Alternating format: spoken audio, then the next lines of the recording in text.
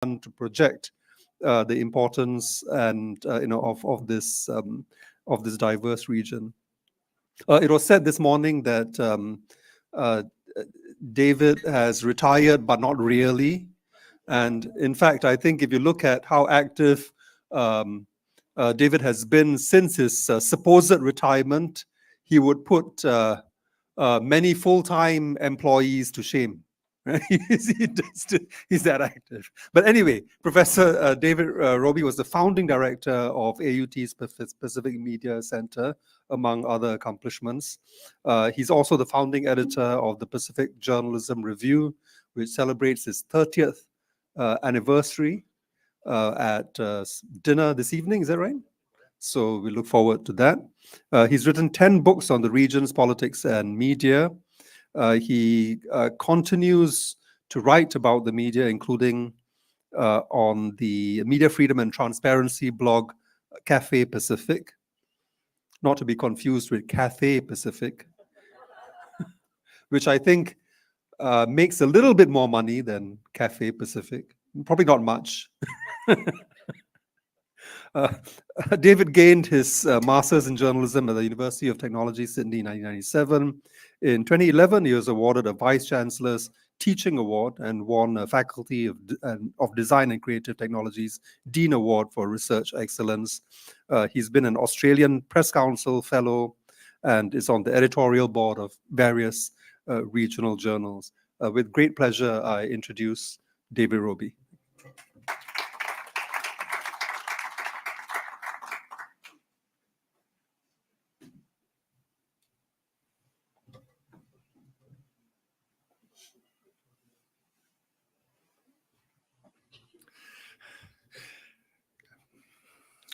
Kia ora. Nisambula. Namaste. Great pleasure to be here. Thanks very much, Sharon, for that glowing introduction. I'll just pick up on your comment about Cathay Pacific. It's always irked me when you go to Cathay Pacific is way, way, way above all that and so on. So I'm glad you mentioned that. Now, if I could go, I have my screen up. Thank you. Oh, good. Thanks so much. Okay, right. Just move this around a bit. With the conference theme of navigating challenges and charting futures at the Pacific International Media Conference, it seemed, given my title, Frontline Media Faultlines, that this image is an appropriate metaphor to begin this talk, Foundering on a Rocky Reef. The image, of course, many of you will know this over the last few weeks. It was Fiji's sparkling, brand new Balmoral gift from the Australian government on its first patrol tasking mission. And what did it do? It struck Fulunga Reef and is now a wreck. I'm sure there'll be an inquiry into how this 20 million boat had such a mishap.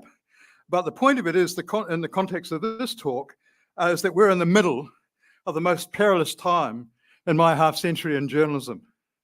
Stormy seas ahead for the future of journalism, but I have a confession to make. Although the keynote title might suggest that I have solutions, I don't have any at all. There are no easy fixes. Sorry, have I got this working? Pointed that way. Pardon? Pointed that way. Oh, of course. Go. Sorry. Yeah. So it's up or down? Try down. Oh, good. We're, I think. Yeah. So I'll share with some of my oversights, lessons, and insights that I have experienced on my life's waka, my media journey. And this talk will examine very quickly, unfortunately, in the time we've got and so on, the challenges facing journalism, which are mostly around credibility and economic survival. And I'm going to start off with talk just briefly about the French snap elections in Kanaki, the trust deficit in the digital age, truth and justice in global affairs, personal influence and guidelines, and saving journalism, even though I don't have any solutions. So this will be very, very, very quick. And parallel to Sorry, I've got to get this right. Parallel to this in the background are the erosion of democratic values globally and a relentless rise of the influence of the right-wing authoritarian leaders with a hostility for immigration and plurality in political systems. We're seeing that playing out right now in France with the snap election called for by President Emmanuel Macron for this weekend just past, and also the second round next weekend. Macron's standing in the Pacific has been dramatically tarnished, and with his administration's failure to justly and fairly address decolonisation issues in Kanaka, New Caledonia. I warned about this in December 2021, with the failure of France to heed the Indigenous Kanak calls to postpone the final 3 referendums under the Noumea Accord. The trust in France and in the self-determination process is the lowest in 3 decades and erupted in the riots in May, which culminated in 9 deaths, more than half of them young Kanaks. Arson and looting by protesters caused more than 1.5 billion euros, and the final straw was the deportation. Sorry, I'm looking at this.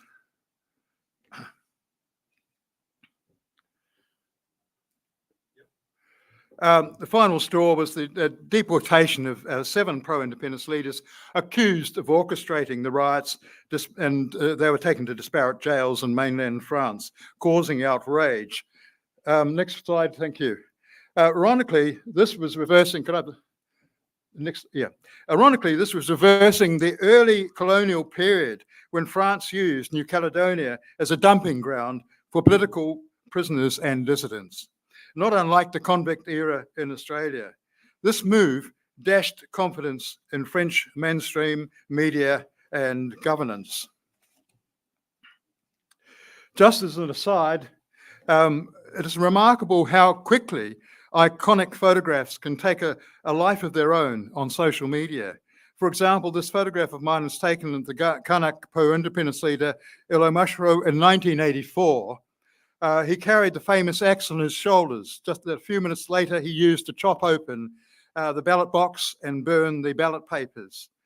I missed the actual chopping scene, but the local right-wing newspaper, Les Nouvelles Calédoniennes, caught it. And although I did photograph the burning of the ballot papers just shortly after that, which made the cover of Ireland's Business magazine at the time. However, now somebody's created a 2024 meme out of my original photo. This leads me into media censorship in the social media realm. When I headed the Pacific Media Centre at AUT, we experienced several attempts at censorship, particularly by Facebook, and mostly related to West Papua. Apparently, state interventions from organisations affiliated with the Indonesian government. And now we're experiencing the same thing with Palestine. Just as one example, in August 2020, we had an article about media freedom blocked by Facebook because of nudity, which Facebook claimed was in breach of community standards. This was over a photo which we received from the International Federation of Journalists, which merely showed a man wearing a traditional West Papuan penis guard. The tyranny of logarithms. Every time we have been censored, we have challenged it. But for anybody doing this for Facebook, it is an opaque process with minimal opportunity to challenge. There is a series of buttons to choose, but no opportunity to make any clarifying statement. The appeal process is also at the mercy of logarithms. Turning to a more general look at media freedom. Sorry, yeah, I've gone too far here. Go back a couple. Go back. Next one. Yeah, that's right. Turning to a more general look at media credibility, I would like to point to a New Zealand research report in April this year that showed only a third of New Zealanders now say they trust the news. That was the major finding of JMAD's 5th annual Trust in News, Aotearoa New Zealand report. Trust in news in general fell from 42% last year to 33% in this year's report. A massive drop in 5 years, down from the last report, well, the first one of the series in 2020 when it's 53%. All 16 news brands that were part of the survey suffered declines in trust. Most trusted were the independent Dunedin newspaper, Otago Daily Times, with the public broadcaster, RNZ, and the National Business Review, and they were both tied in second place. But most of the big commercial chains, companies that dropped down quite a bit. Other findings from this year's survey, fewer people believe the news media was independent of political influence, and more said they actively avoid the news to some degree. This report coincided with what was described as a black day in New Zealand news media.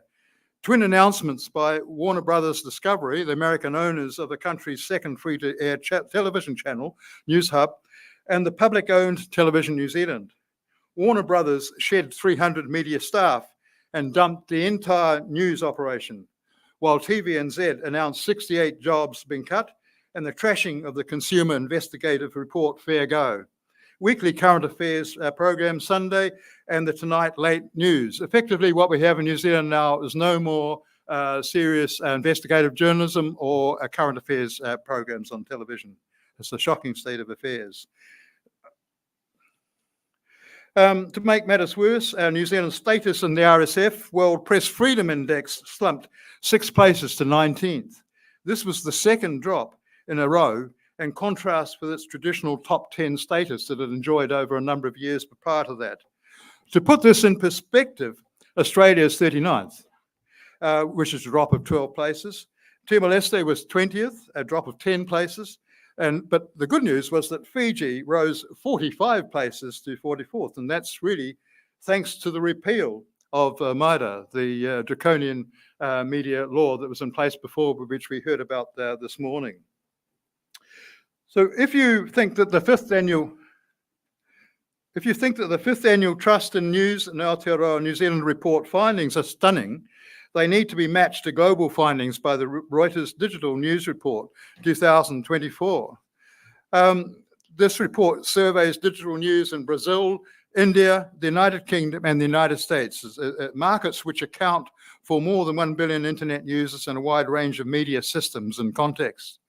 The report explains that the survey also takes a detailed look at consumers' attitudes towards the rise of AI in the news, supported by qualitative research in 3 countries, the United Kingdom, US, and Mexico.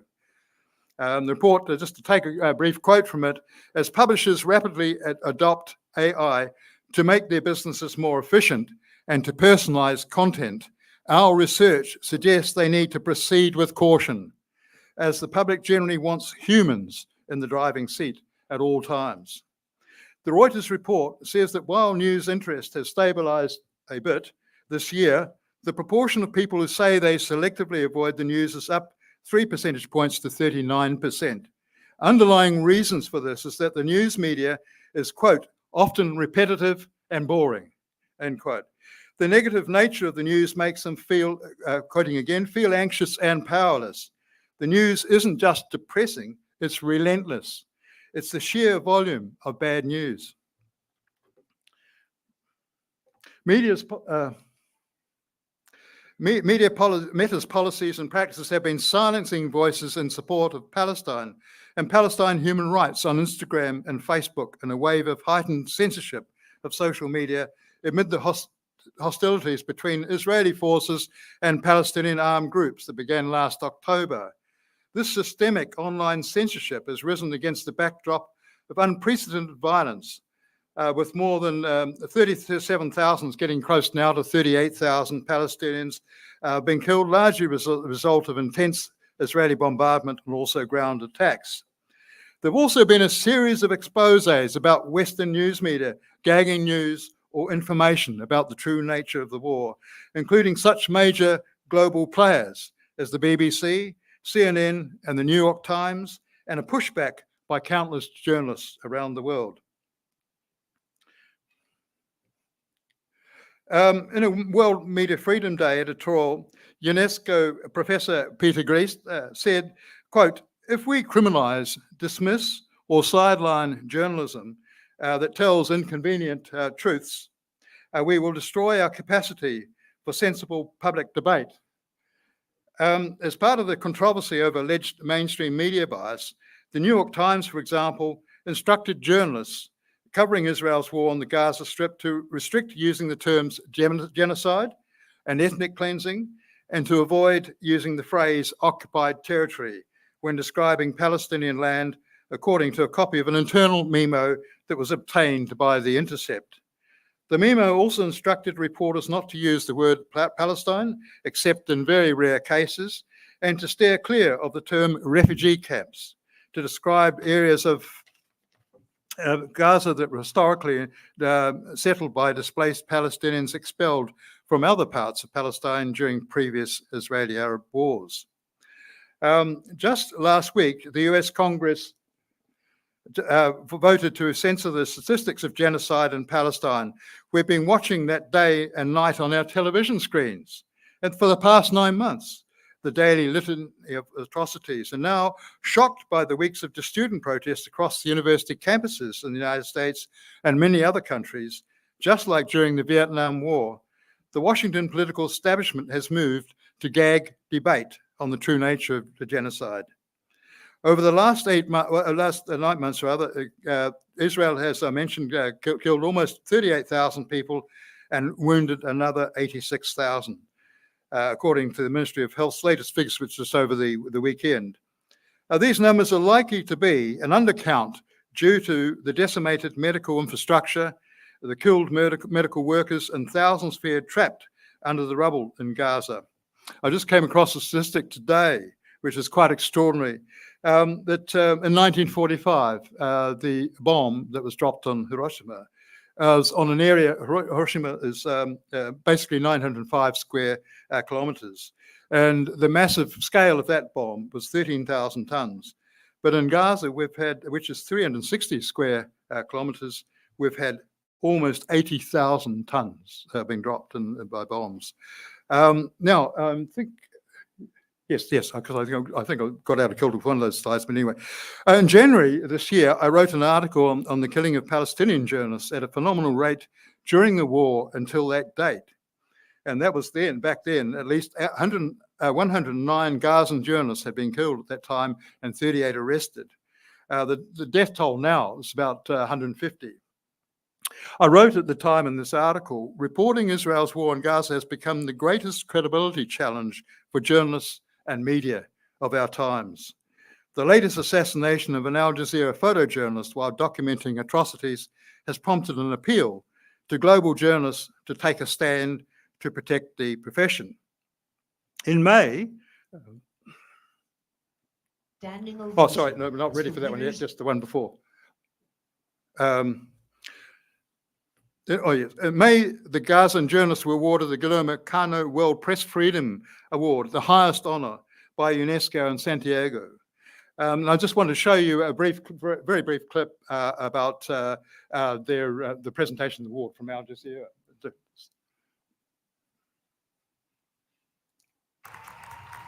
A standing ovation as the winners of UNESCO's World Press Freedom Prize were announced, a collective award honoring the Palestinian journalists covering the war on Gaza. None were able to come in person. But one of the recipients, Al Jazeera's Gaza bureau chief, Wael Al-Dahduh, sent a message of appreciation. His wife, children, and other relatives were killed by Israeli bombs before he himself was targeted and nearly killed. He says Palestinian journalists in Gaza need justice and protection. They cannot do their jobs without the morbid feeling that they themselves could become the news or become the headlines instead of being the ones reporting the news. At least 143 media workers and journalists have been killed in Gaza in nearly 7 months of war, making it the deadliest conflict in modern history for members of the profession. But Palestinian journalists are not alone. Many others are targeted around the world. Between 2018 and 2023, 83 journalists were murdered in Latin America alone. These figures, which are chilling and should call us to action, are only surpassed by the more than 100 journalists brutally murdered in Gaza.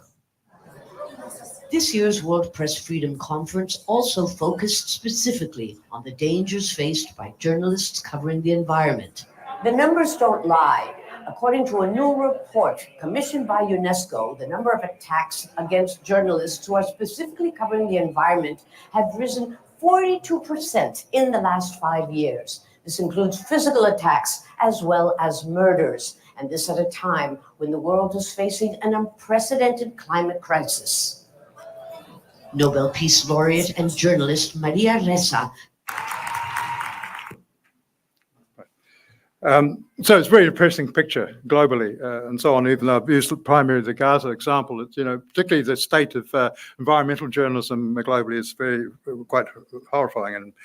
And so I'll quickly go now through some of the key influences and events that have impacted on my journalism and my approach to education. Just going right back to 1963, I was aged 17 at the time, my first OE. I represented Aotearoa, New Zealand, at a World Scout Jamboree, the famous Marathon Bay battle site in Greece. And after meeting the Crown Prince Constantine there, I later became interested in the film Zay. Zay, which Greek character means he lives, and it's about the assassination of a progressive Greek politician, Grigoris Lambrakis. This had an enormous influence on me at the time as a journalist. Well, I wasn't actually a journalist then. I was actually a forester. I was doing a forestry degree to become a forester. Changed my career. That's the impact that that film had. Anyway, in 1970, I was the editor of a Melbourne newspaper, the Sunday Observer, owned by Gordon Barton of the Australia Party. It was a party that existed at that time, and it's opposed to the Vietnam War.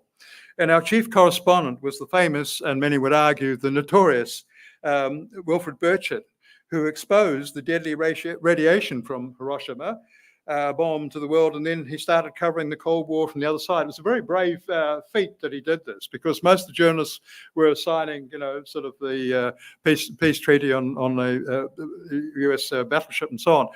And Wilfred took a train. It's the only foreigner to Hiroshima to find out what had actually happened. Anyway, he was not able to return to. He wasn't able to return to New Zealand because the CIA stole his passport. And we, the newspaper that I was editing at the time, the Sunday Observer, we hired a small plane to fly to Noumea, New Caledonia, and we flew him back to Australia. And once he was on Australian territory, he was able to regain his passport. And the next image I've got here, I think, I'll just go back this one, yes. He is enjoying an Australian beer in Brisbane, and that was on our front page of the time. So as a journalist, he gave me a much deeper understanding of the complexities of geopolitics and the importance of diversity in publication. And then moving to South Africa, I was chief sub-editor of the Daily Mail there, which is probably the paper where I learned most about journalism. It doesn't exist now. Actually, a lot of newspapers I work for don't exist anymore. But anyway, Peter Magubane was a black photographer on that newspaper, and he gave me a deeper understanding of the cruel and draconian apartheid system. And this in turn gave me insights and understanding into the Palestine struggle today. Because he was banned in South Africa, we had to meet in secret in Soweto. So leaving South Africa, I travelled overland across Africa for a year and been in 2 stages, 6 months at both times, zigzagging my way up between countries and writing current affairs articles, as I wrote for Gemini News Service at the time, and African Development and other publications.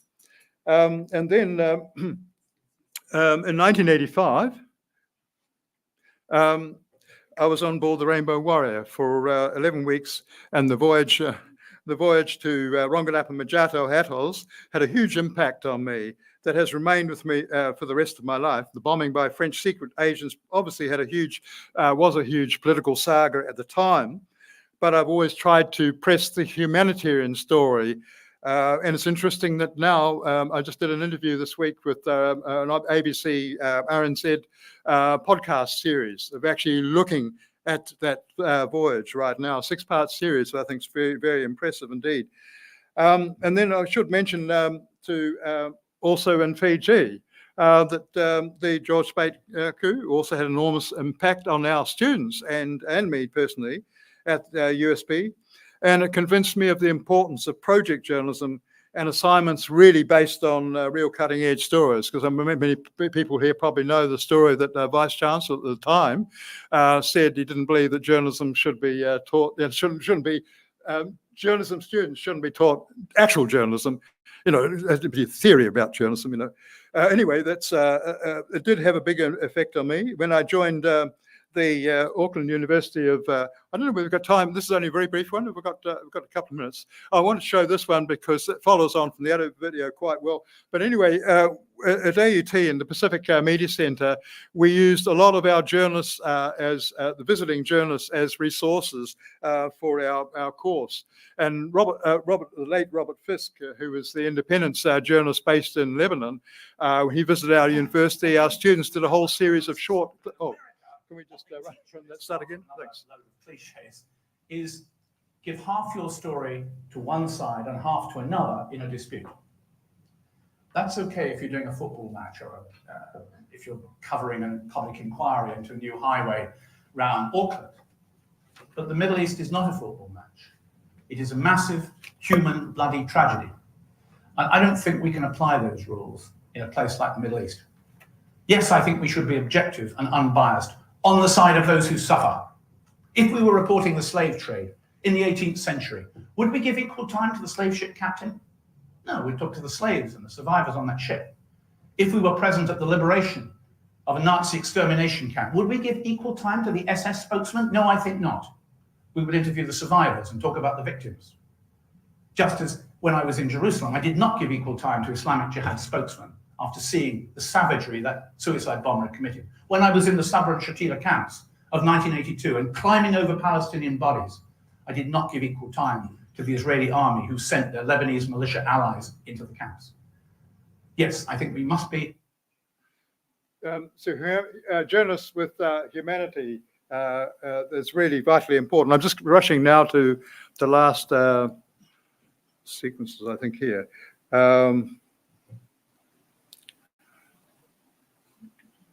I just want to say a couple of quick words because at the time I prepared this a few days ago, that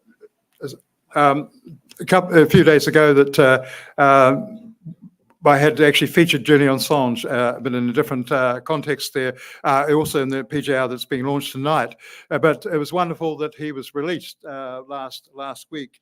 It's sort of when you're sort of giving such a depressing sharing like I am right now, it's great to sort of have something to celebrate because that was really important that he be released in terms of the consequences for journalism globally.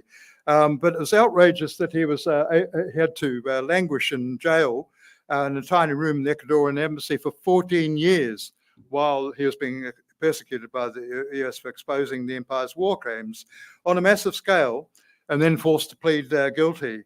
I just want to end with just one quote. That Archbishop Desmond Tutu, I really love that quote, that if you're neutral in situations of injustice, you have chosen the side of the oppressor. And I think that's a lesson that we as journalists must really learn.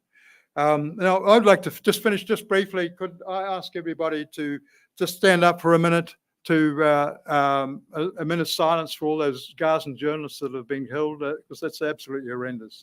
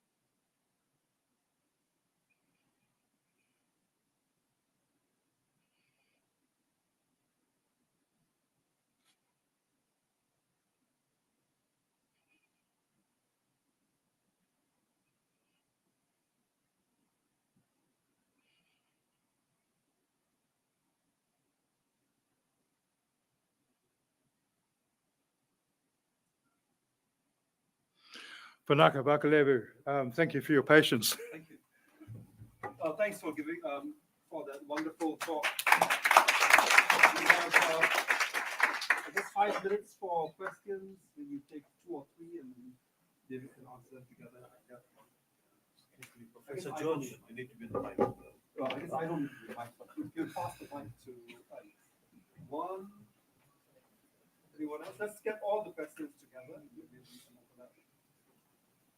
Anyone else? Okay, cool.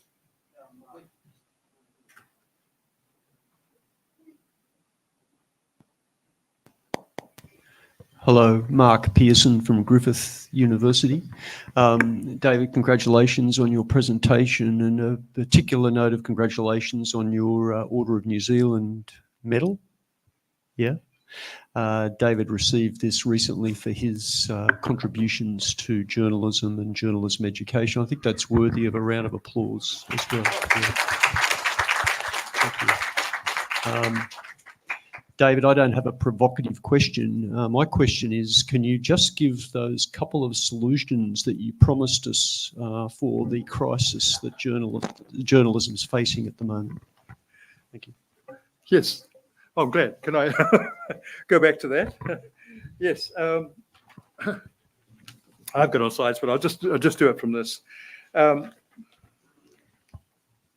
Yes, so I'll just briefly run. So what I was saying is that if we go back to that Reuters digital news report, we see that our audience wants perspective, and it wants to be inspired, and it wants to feel better, updated, educated, to learn about topics and issues, keep engaged with issues to society, to be helped with everyday advice and connected to others. I mean, most of these things we all know in the media and so on, but somewhere we've lost track of this.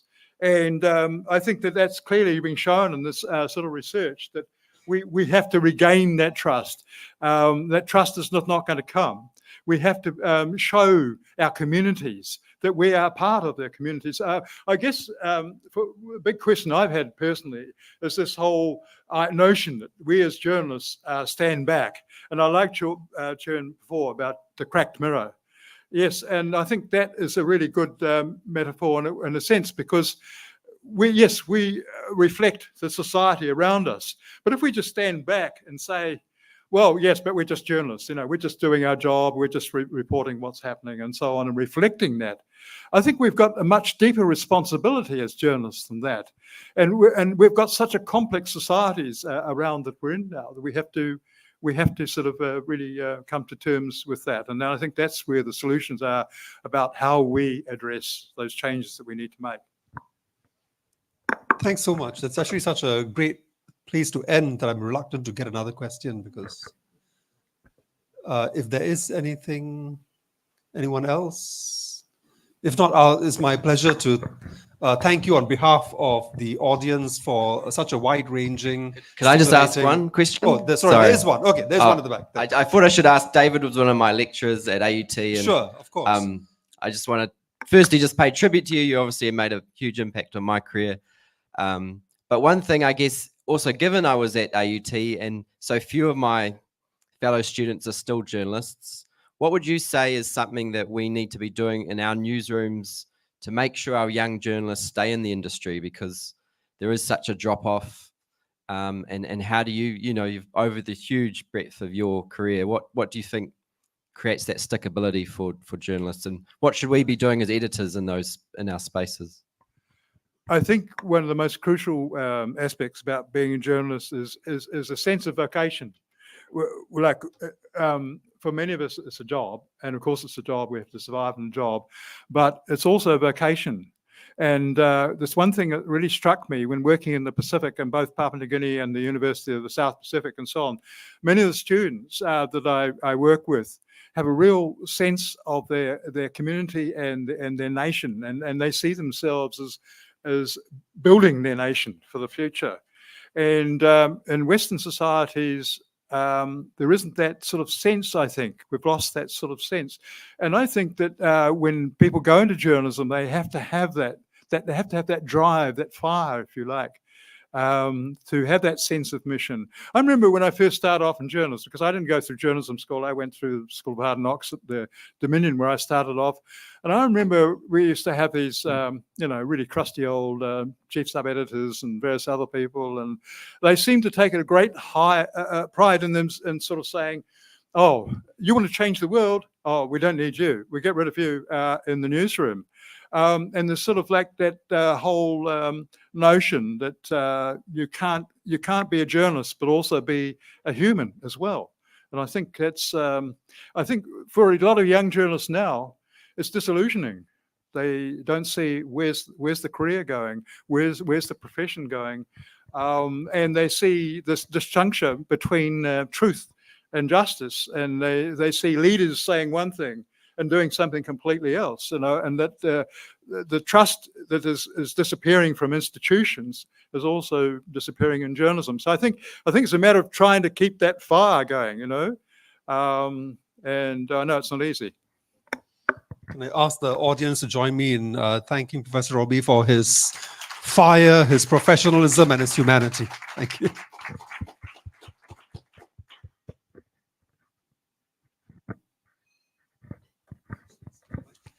No, I'll just get the stuff. We'll have.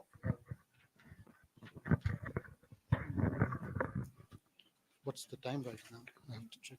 Shailendra is here. Yeah. So around 2:30, we'll have two parallel sessions. So we have asked the Holiday Inn staff to partition the two rooms, so you can look at the program and whichever session would you like to attend. So 2A would be this one, and 2B would be that one, right?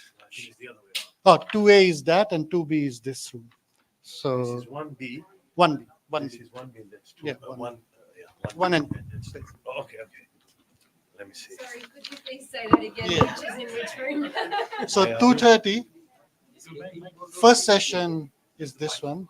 Which one is yours? 1A. Yeah, 1A is this one. No, 1A is Okay, parallel session 1A is going to be held in this room, and 1B is going to be in the room behind us.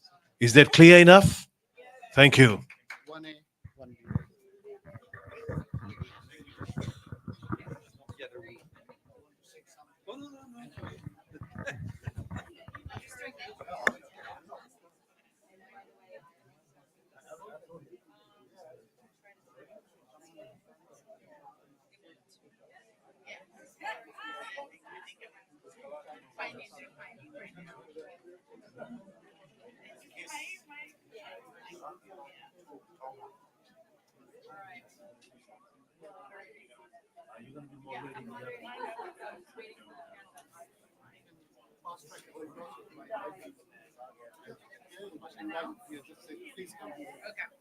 So, and it's definitely. Yeah, this is one. Okay.